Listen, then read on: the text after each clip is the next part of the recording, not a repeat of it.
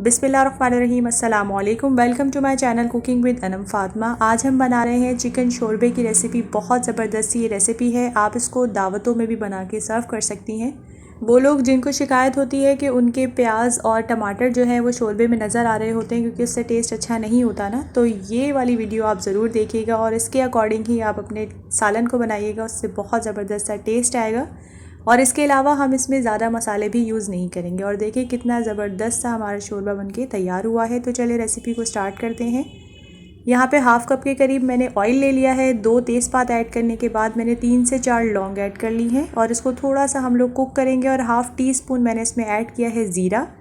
और 1 से 2 मिनट इसको कुक करने के बाद यहाँ पर मैंने एक लार्ज साइज़ का प्याज ले लिया था और इसको अच्छे से हमने फ्राई कर लेना है। जैसे ये गोल्डन ब्राउन होगा तो हम इसको जो है वो निकाल के रख लेंगे साइड पर। और इसका पेस्ट बनाएंगे। 2 टमाटर और 3 से 4 हरी मिर्चों के साथ ही मैंने इसका जो है वो पेस्ट सा बना लेना है। साथ उसी ऑयल में मैं इधर ऐड कर रही हूँ तकरीबन 2 टेबलस्पून भर के लहसुन और अदरक का पेस्ट। और इसको भी मैं कुक करूँगी 1 से 2 मिनट तक के लिए, ताकि इसका जो कच्चापन है वो ख़त्म हो जाए। और हाफ़ केजी के करीब मैं इसमें जो है वो चिकन ऐड कर दूँगी और इसको मैं 2 से 3 मिनट तक के लिए कुक कर लूँगी। और साथ ही कुक करने के साथ ही मैं इसमें ऐड कर दूंगी नमक। तकरीबन यहाँ पर मैं 1 टीस्पून सॉल्ट ऐड कर रही हूँ। इसके अलावा अगर मुझे कम लगेगा तो मैं बाद में भी ऐड कर लूँगी। और हाफ़ टी स्पून के करीब मैंने इसमें इस टाइम पे हल्दी ऐड करने के बाद ना इसको 5 से 6 मिनट तक अच्छे से इसकी भुनाई कर लेनी है, ताकि इसका कच्चापन ख़त्म हो और इसमें अच्छी सी एक खुशबू आ जाए। अब मैं इसमें 1/4 टीस्पून के करीब जो है लाल मिर्चों का पाउडर ऐड करूँगी। हाफ़ टी स्पून इसमें मैं तंदूरी मसाला ऐड कर दूंगी। और साथ ही मैंने 1 टीस्पून भर के धनिए का पाउडर ऐड कर दिया है और इसको भी दोबारा से मिक्स करेंगे। 2 से 3 मिनट तक के लिए इसको हम कुक कर लेंगे अच्छे तरीके से, ताकि मसाला जो है वो अच्छे से हमारी बोटियों में आ जाए। ये देखिए अच्छे से भुनाई हो चुकी है। अब मैं इसमें ऐड कर दूंगी टमाटर और हरी मिर्चें और साथ ही जो हमने प्याज फ्राई किए थे ना उसका पेस्ट। टमाटर तकरीबन 2 मीडियम साइज़ के थे और उसमें मैंने ऐड कर दी थी 4 से 5 हरी मिर्चें। और साथ ही मैंने इसमें ऐड कर दिया था प्याज और उसको अच्छे से ग्राइंड कर लिया था। और थोड़ा सा मैंने इसमें पानी भी ऐड कर दिया है यहाँ पर, तकरीबन 1/4 कप के करीब। और अब मैं इस मसाले को ना मीडियम फ्लेम पर बस भुनाई करूँगी इसकी अच्छे से। ये देखिए मसाले की भुनाई काफ़ी अच्छे तरीके से हो चुकी है और इस टाइम पे इसकी खुशबू भी बहुत ज़बरदस्त सी आ रही थी। बस इसी स्टेज पर यहाँ पर मैंने 1 से 2 मिनट और इसको कुक कर लेना है मीडियम फ्लेम पर।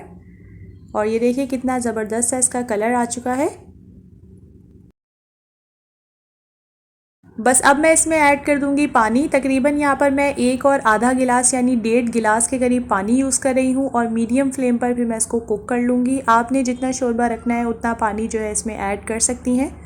4 से 5 जो है हरी मिर्ची ऐड कर देंगे और हाफ़ गिलास दोबारा मैंने ऐड किया था, तकरीबन 1.5 गिलास के करीब मैंने इसमें पानी ऐड किया है। और 1 टीस्पून मैं इसमें ऐड कर दूंगी ज़ीरे को मैंने देखें अच्छे से रोस्ट कर लिया था और उसको हाथ की मदद से मैंने जो है वो क्रश कर लिया है। इससे ज़बरदस्त इसकी खुशबू आ जाती है। और साथ ही मैं इसमें ऐड कर दूंगी जायफल और जावित्री का पाउडर है मेरे पास, तकरीबन 1/4 टीस्पून। और हाफ़ टी स्पून इसमें गरम मसाला ऐड कर देंगे खुशबू के लिए। लास्ट में मैं इसमें थोड़ा सा जो है वो धनिया ऐड कर दूंगी और इसको मैं कवर करके रख दूंगी तकरीबन 10 से 15 मिनट तक के लिए, बिल्कुल लो फ्लेम पर।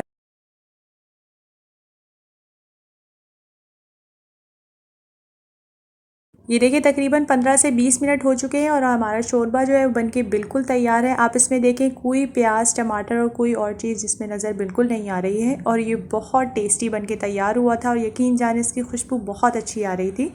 तो ये रेसिपी जो है इंशाल्लाह बिगनर्स भी अगर आप इसको इसी स्टेप्स को फॉलो करेंगे तो आप परफेक्ट जो है ये रेसिपी बना सकती हैं। होपफुली आपको ये रेसिपी पसंद आई होगी। दावतों में भी आप ये वाली रेसिपी बना के ट्राई करिएगा क्योंकि सबको ये पसंद आती है। बच्चे बड़े सभी इसको शौक़ से खाएंगे। होपफुली आपको ये रेसिपी पसंद आई होगी। अगर आपको आज की रेसिपी पसंद आई है तो आप इसको लाइक और शेयर अपनी फ्रेंड्स एंड फैमिली के साथ ज़रूर कर दिया करें और मुझे फ़ीडबैक भी ज़रूर दिया करें क्योंकि मुझे रहता है आप सबके फ़ीडबैक का इंतज़ार। हम मिलेंगे इंशाल्लाह नेक्स्ट वीडियो में। तब तक के लिए अपना बहुत ज़्यादा ख्याल रखिएगा। टेक केयर, अल्लाह हाफ़िज़।